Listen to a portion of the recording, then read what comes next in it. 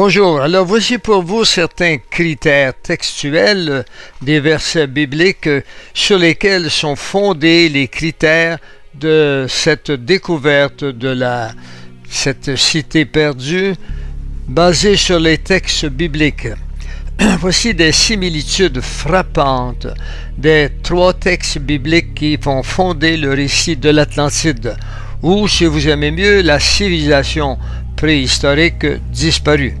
Le premier texte qui est à consulter, c'est celui d'Ésaïe 14, entre les versets 4 et 23. Ce texte nous parle à première vue du roi de Babylone, mais on se rendra vite compte qu'il parle de quelqu'un d'autre. Le deuxième texte est celui d'Ézéchiel 28, entre les versets 1 à 19, auquel on ajoutera des passages des chapitres 26 et 27, et qui nous parle à première vue du roi de Tyr, mais dont on verra encore qu'il concerne plutôt un ange.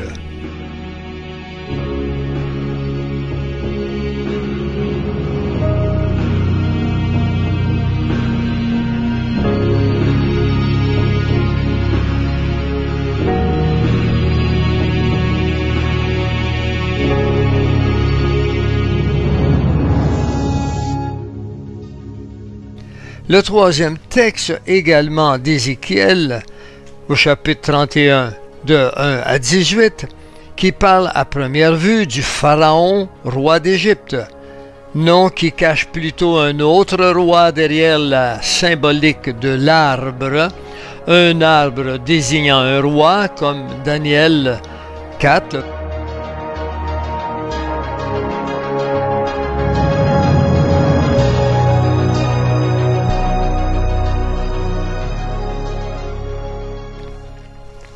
Ces trois textes nous parlent au départ d'un être décrit comme étant beau et lumineux, un être riche mais qui va finir par devenir violent et dont le cœur va s'élever au point de tenter de renverser le Créateur.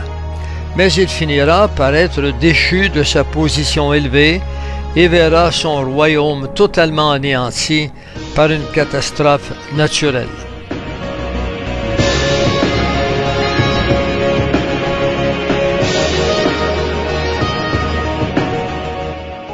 En somme, ce qui s'est passé dans l'Atlantide s'est passé du temps de Noé et se passera à la fin du millénium.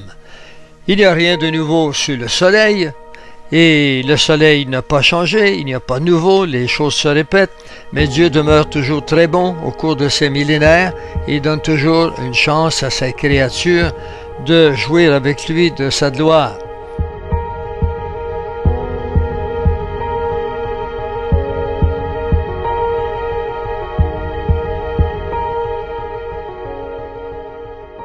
Les trois textes évoquent notamment la beauté glorieuse. Dans Ésaïe 14, verset 11, on nous parle de sa magnificence. Dans Ézéchiel 28, 12, on nous parle de sa beauté parfaite.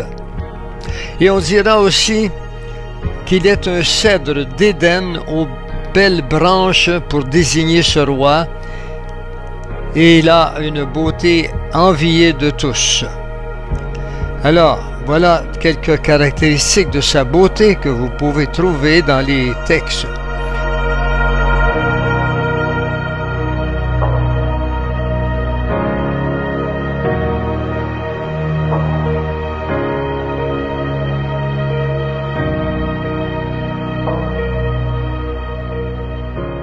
Sa richesse et sa gloire. On nous parle de sa richesse et de sa gloire. Tu t'es acquis des richesses. Donc, il est bien dit, il s'est acquis des richesses. La question sera, comment s'est-il acquis ces richesses?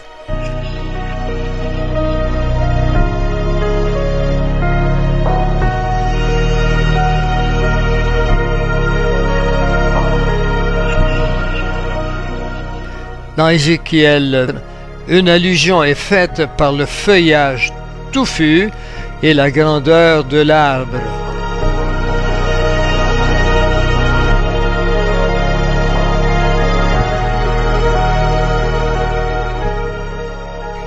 Il nous parlera également de sa violence. Il frappait des peuples. Isaïe 14, 6. On parle également de son rôle de musicien. Tout le monde a entendu dire que Lucifer était le roi des musiciens. Alors on le voit, on parle du son de ses luttes. Isaïe 14, 11. Ses tambourins et ses flûtes à son service. Ézéchiel 28, 13. Son cœur qui s'est élevé, qui disait dans ton cœur, je monterai au ciel. Isaïe 14, 13.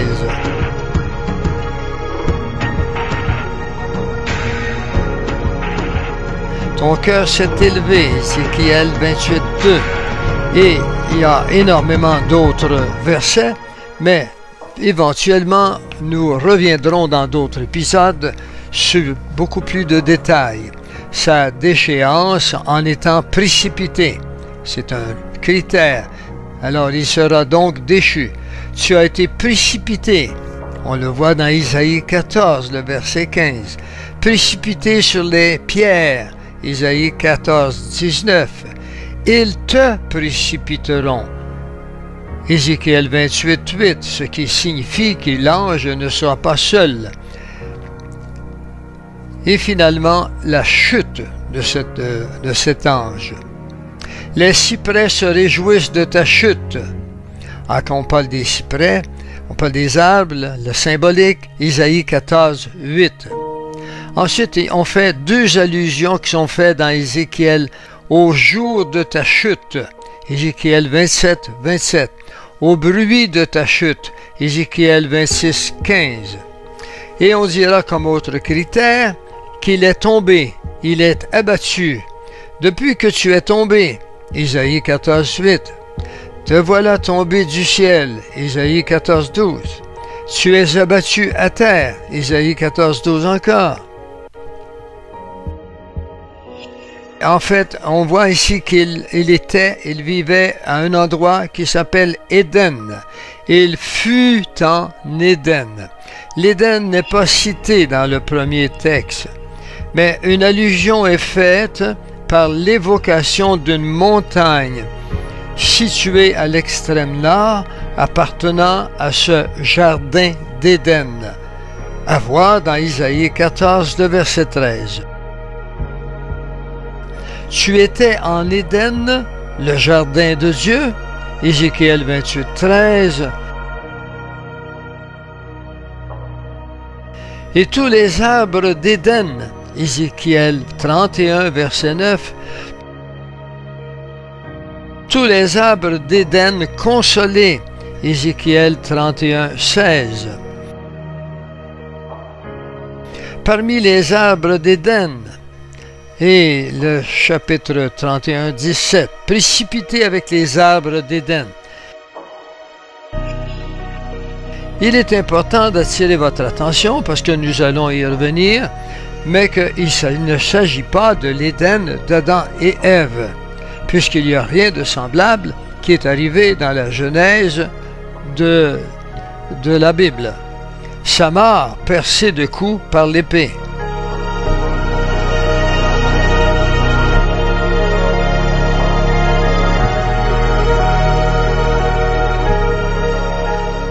Un autre critère, sa fin dans une fosse, dans les profondeurs de la fosse, Isaïe 14, 15, sur les pierres d'une fosse, Isaïe 14, 19. Il était avec ceux qui sont descendus dans la fosse, Ézéchiel 26, 20, avec ceux qui descendent dans la fosse, Ézéchiel 31, 14. Et une autre caractéristique, il s'agit ici d'une catastrophe naturelle. L'allusion par balai de la destruction d'Ésaïe 14, 23. Destruction par une catastrophe naturelle d'origine maritime.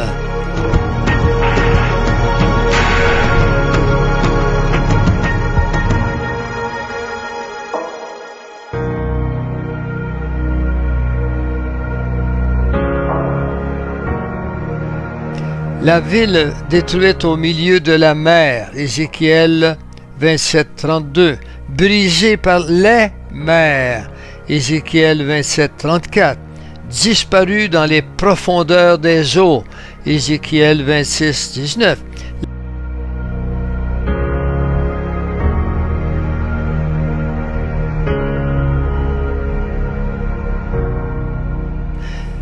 Et un autre critère pour vous, et vous voyez que tout ceci n'a rien à voir avec le jardin d'Éden d'Adam et Ève. Un abîme déchaîné signifiant l'océan. Quand je ferai monter contre toi l'abîme, Ézéchiel 26, 19. L'abîme l'avait fait pousser, Ézéchiel 31, 14. J'ai couvert l'abîme à cause de toi, Ézéchiel 31, 15. Et voilà, et beaucoup d'autres versets. Sa position partant du ciel vers la terre. Alors, il y a deux positions ici qui sont un aller-retour. Et on devra commencer avec la position de cet ange partant du ciel vers la terre. Te voilà tombé du ciel, Ésaïe 14, 12. Tu es abattu à terre, Ésaïe 14, 12 toujours. Tu étais sur la montagne sainte. On change de prophète. Ézéchiel 28, 14. Tu étais en Éden. Je te jette par terre. Ézéchiel 28, 17. Les peuples de la terre. Ézéchiel 31, 12. Autre critère. La terre qui trembla. Les îles tremblent, Ézéchiel 26, 15. Les îles tremblent, Ézéchiel 26, 18.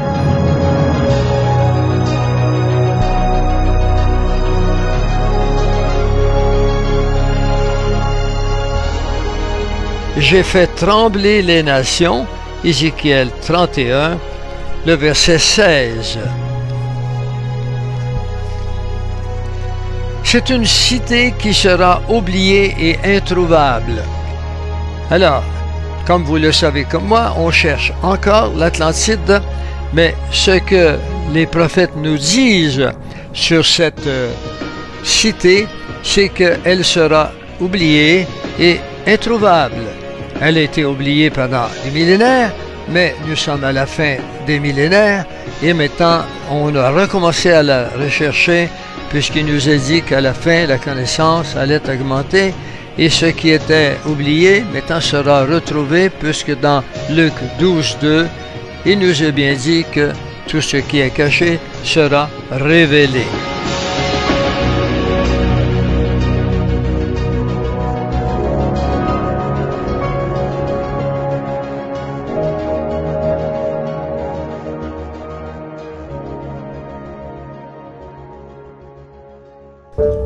Alors, une cité qui sera oubliée et introuvable. On fait allusion par « J'anéantirai le nom et la trace de Babylone ». Isaïe 14, verset 22.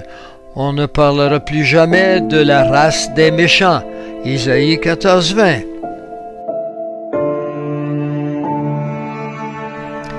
Alors, au vu de ces similitudes entre ces trois textes, la conclusion est que ces trois textes nous donnent un même récit dont certains détails nous amènent à penser que les rois qu'ils citent à première vue ne sont pas réellement en cause dans les événements qu'ils décrivent, mais qu'il s'agit d'un seul récit qui raconte l'histoire du même personnage et dont l'un de ces textes nous dira qu'il s'agit du chérubin qui deviendra Satan.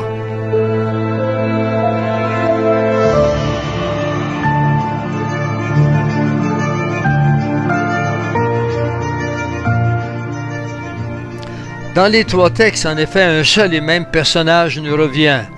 Il est identifié derrière le roi de Tyr comme un ange, en la personne du chérubin aux ailes déployées du second texte. C'est cet ange qui de la terre arrive à monter au ciel, puis en sera précipité. et tombera sur la terre tel que décrit dans le premier texte.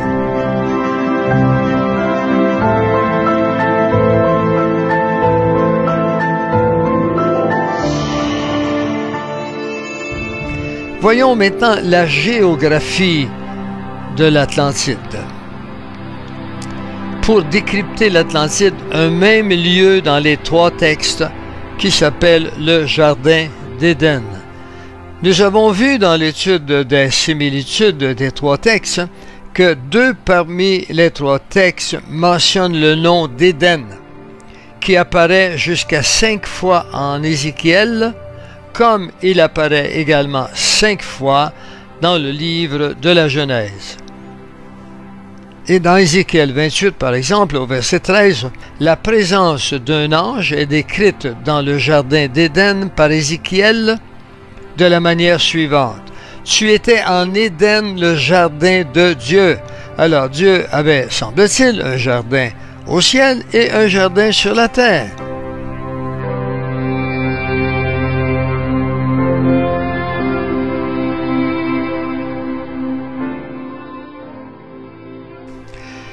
La Genèse nous apprend qu'Adam et Ève furent les premiers à être installés dans le jardin d'Éden. Et l'ange aux ailes déployées, Satan, n'apparaît dans ce jardin qu'en entrant dans le serpent pour pousser Ève à désobéir à Dieu. Une fois cela fait, il sortit du jardin, car le Créateur arriva, chercha Adam. Alors, à quel moment cet ange est-il en Éden, à la manière décrite par Ézéchiel? La formulation choisie pour décrire la présence de l'ange en Éden, en Ézéchiel 28, 13, montre que sa présence s'est installée dans la durée, notamment qu'il a fréquenté ce jardin et qu'il fut établi officiellement dans ce lieu, notamment en regard des vêtements qu'il portait, car en Éden, il était couvert de pierres précieuses.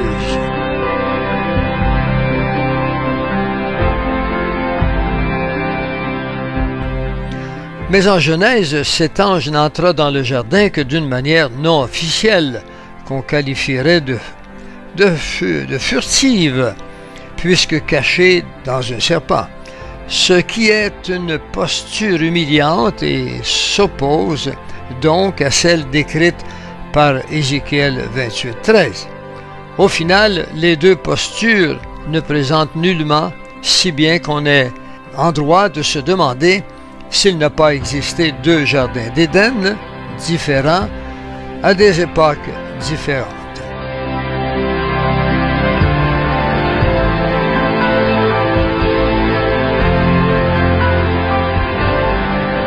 Voyons maintenant un jardin d'Éden de la Genèse biblique, et ensuite un jardin d'Éden d'Ézéchiel 28 et 31. Cette éventualité de l'existence de deux jardins d'Éden distincts dans la Bible deviendra une conviction lorsqu'on va regarder au détail des descriptions géographiques qui nous sont données par Ézéchiel et qui sortent bien à la fois des trois textes qui nous intéressent. En Éden, une île géographiquement au cœur des mers. Je tiens à signaler ici qu'il est marqué au cœur des mers, pluriel. Les descriptions géographiques du deuxième texte, qui par la première vue de Tyr et mentionne Éden, vont employer 5 fois le terme au cœur des mers et 8 fois le mot mer pour décrire le lieu où se trouvait le royaume de Tyr, qu'on voit dans Ézéchiel 28, 2, Ézéchiel 27, 4, et versets 25, 26, 27, 32 et 34. En Ézéchiel 28, il nous a dit, « Tu as dit, je suis Dieu, je suis assis sur le siège de Dieu au sein des mers. » Oh là là! En Ézéchiel 27, 3, il nous a dit, « Tu diras à Tyr, ô toi qui es assise au bord de la mer et qui trafique avec les peuples d'un grand nombre d'îles. Ainsi parle le Seigneur. Tyr, tu disais, je suis parfaite en beauté. Ton territoire est au cœur des mers. Ceux qui t'ont bâti t'ont rendu parfaite en beauté. Les navires de Tarsis naviguaient pour ton commerce. Tu étais au comble de la richesse et de la gloire au cœur des mers. Tes rameurs t'ont fait voguer sur les grandes eaux. Un vent d'Orient t'a brisé au cœur des mers. Écoutez, il y a beaucoup d'autres choses, mais ce qui est important ici à retenir, puisque nous y reviendrons, eh bien, il faut retenir qu'ici, il est question que ça se passe au cœur des mers.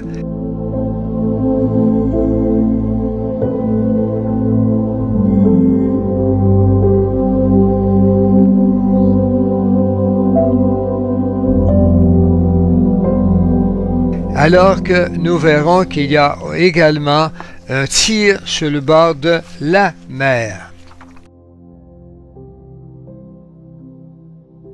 Or, la vraie situation géographique de Tyr, telle qu'il existe encore aujourd'hui, est celle décrite en Ézéchiel 27:3, un lieu situé au bord de la mer. Et pour ne pas exagérer, Tyr n'est environné que d'une seule mer, et non pas de plusieurs mers en même temps. Et cette seule mer est bien entendu la mer Méditerranée.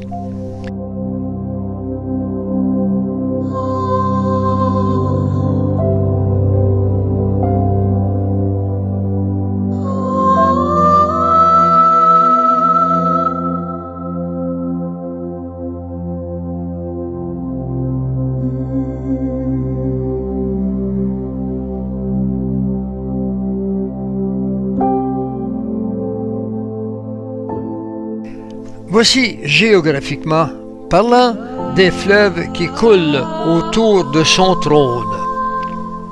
Dans Ézéchiel 31, le verset 4, il nous décrit le même ange à travers un arbre. C'est ce qu'on appelle la symbolique de l'arbre. Situe le lieu où géographiquement cet ange avait son centre politique, c'est-à-dire son palais et son trône. Des fleuves coulaient autour du lieu où il était planté.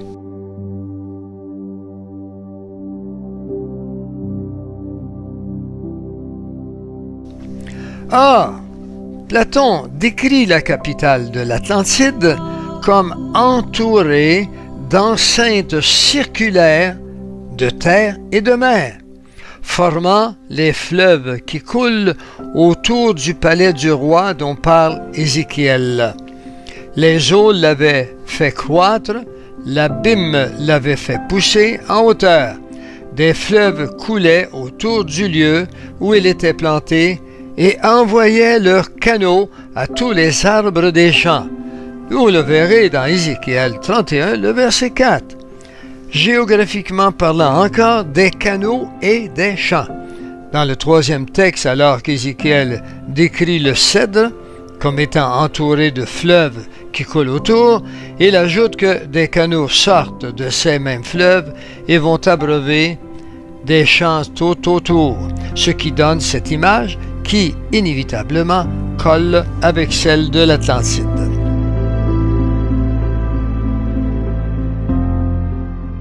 Il est bien marqué dans Ézéchiel 31:4, ils envoyaient leurs canaux à tous les arbres des champs. Encore, géographiquement parlant, une île à proximité de l'océan, l'abîme.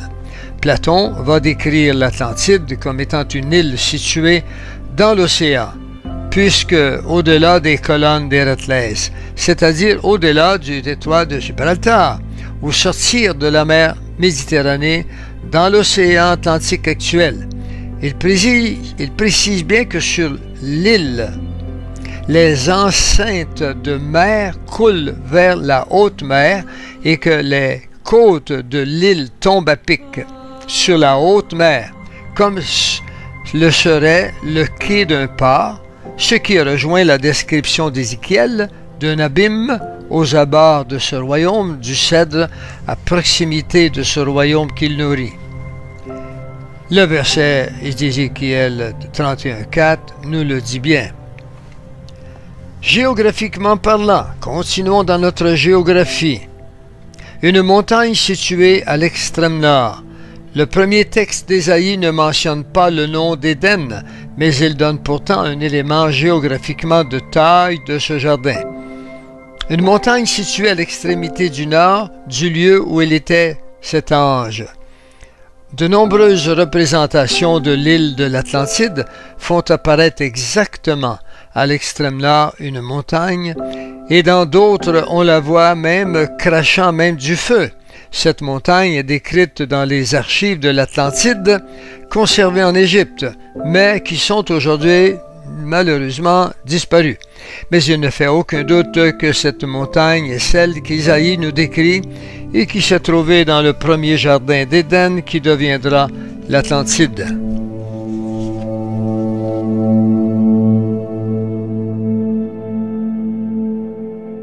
Le cèdre fut un dieu de l'abîme et des fleuves Poséidon. De cet arbre du troisième texte, on nous dit que ses racines plongent dans les eaux abondantes. Or, dans la symbolique de l'arbre, l'arbre est en même temps le roi et le royaume de ce roi. Ces racines qui plongent sont donc aussi la personne du roi qui s'introduit dans les mers. Or, un cèdre n'est pas un arbre qui naturellement pousse au bord de l'eau. Mais cela signifie que l'ange qu'il symbolise a investi le fond marin. De plus, il est dit que l'abîme, les fonds de l'océan, l'a fait croître. Cela signifie que l'océan, et donc de l'eau des mers, qui est salée, l'a fait étonnamment croître. Cela signifie qu'il a eu un autre milieu de vie qui se trouve être la mer. Et donc que cet ange fut le dieu Poséidon qui voulut posséder Éden, les mers, et conquérir les autres territoires.